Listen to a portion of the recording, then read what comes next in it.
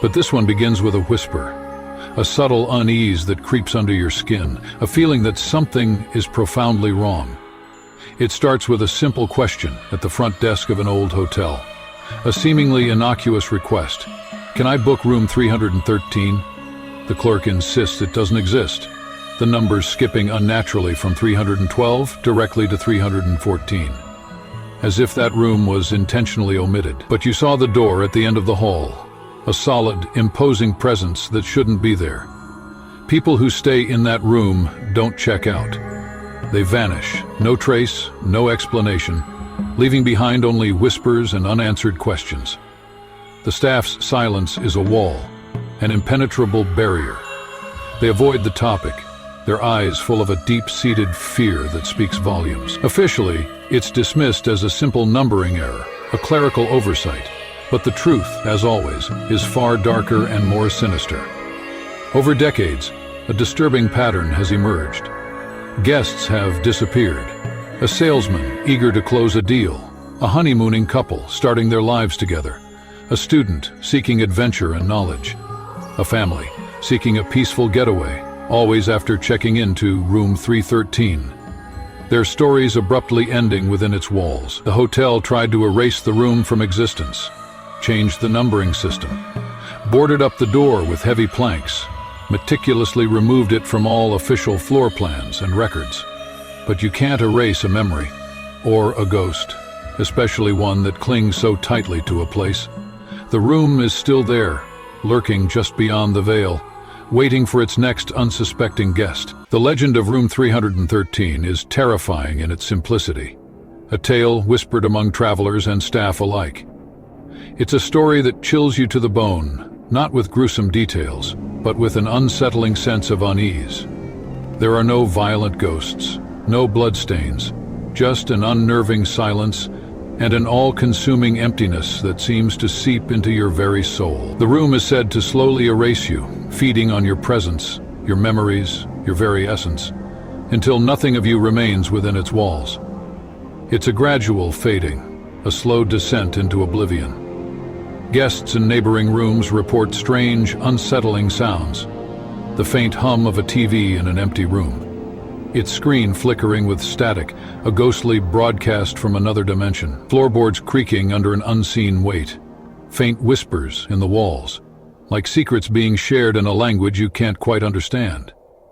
Sometimes, a cold spot appears by the door, a sudden drop in temperature that sends shivers down your spine. The air grows heavy, thick with an unseen presence, as if the room itself is watching, waiting. The door is always locked, sealed off from the world. But at night, a pale, ethereal light sometimes flickers beneath it, hinting at something unnatural within. Some, driven by morbid curiosity, peek through the keyhole and see a perfectly normal room, or a distorted, unsettling double of themselves.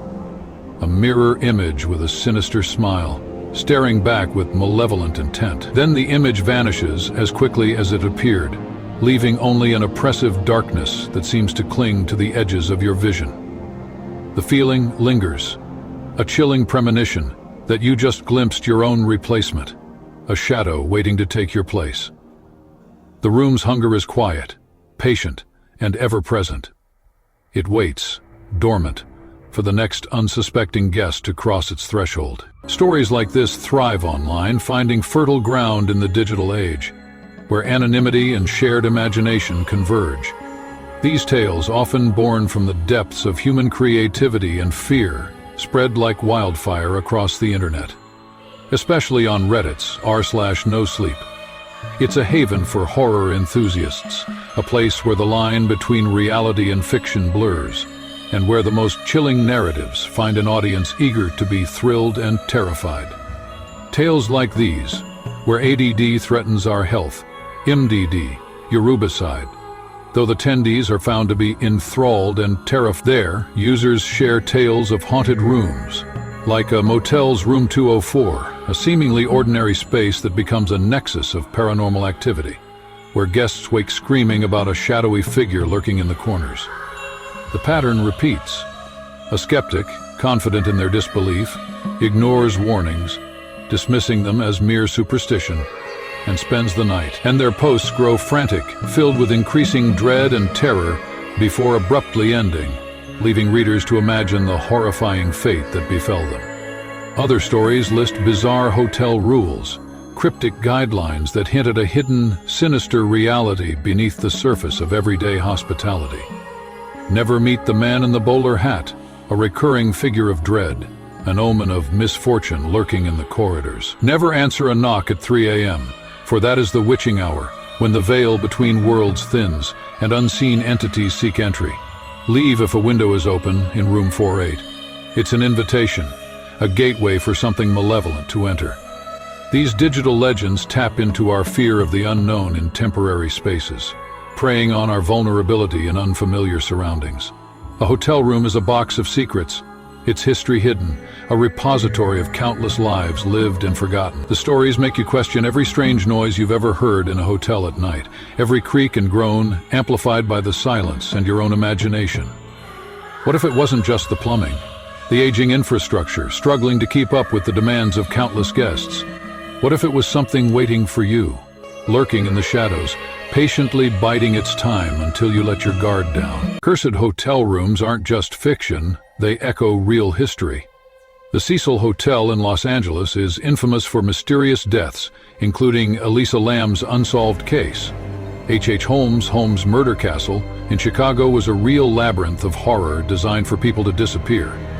Many historic hotels have off-limits rooms, like London's Langham Hotel and its haunted room 333. Some hotels embrace their legends. Others deny rooms exist at all. Is it marketing or a cover-up? The 13th floor is often skipped for superstition, but room 313 is different. A specific fear, a room erased from memory. Its absence is a warning, not just a quirk. Whatever happened there was so terrible, forgetting seemed safer. But some things refuse to be forgotten. What really happens in room 313, no one knows. And that's the most chilling part. There's no neat ending, just a locked door and unanswered questions. Is it a portal, a psychological trap, or just a story that's become too real? The legend preys on our vulnerability in strange places, turning unease into terror. Maybe the room's reputation drives people mad, or maybe something truly waits inside. The door remains closed, the mystery unsolved. Next time you see a missing room number, you'll wonder about the room that isn't there. Would you dare to ask for the key?